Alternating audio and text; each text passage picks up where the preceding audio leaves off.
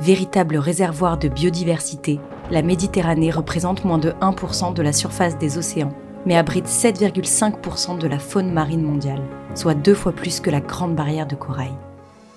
Elle souffre pourtant d'une accumulation de pression, croissance démographique, exploitation des ressources, pollution, dérèglement climatique ou encore trafic maritime, menaçant directement son avenir.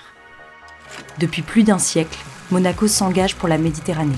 D'abord avec le prince Albert Ier, qui au début du siècle dernier exprimait déjà son inquiétude quant au sort de la Grande Bleue. Puis avec le prince Régnier III, qui se mobilisa notamment contre l'immersion des déchets nucléaires en Méditerranée.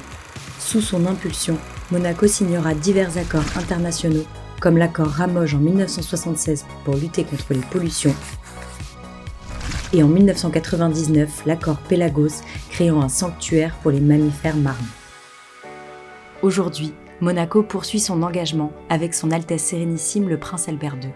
De la recherche scientifique au financement de projets de terrain, en passant par la sensibilisation du grand public et du secteur privé, les institutions monégasques s'engagent en faveur de cette mer semi-fermée au carrefour des civilisations.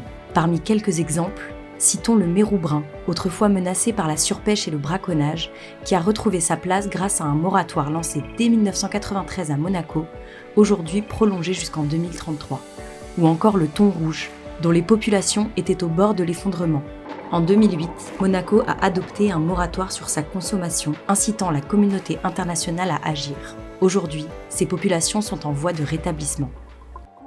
En 2022, l'objectif international 30-30 est adopté, visant à protéger 30% des terres et des océans d'ici 2030. Si ces objectifs sont essentiels et donnent un cap, la protection seule ne suffit pas à garantir un avenir durable pour la Grande Bleue. Et si nous rêvions à une Méditerranée 100% bien gérée? Avec la science pour boussole, qui doit inspirer l'action à chaque étape, l'Institut océanographique, à travers son nouveau programme, met en lumière les richesses et les défis de la Méditerranée pour mieux la comprendre et la protéger.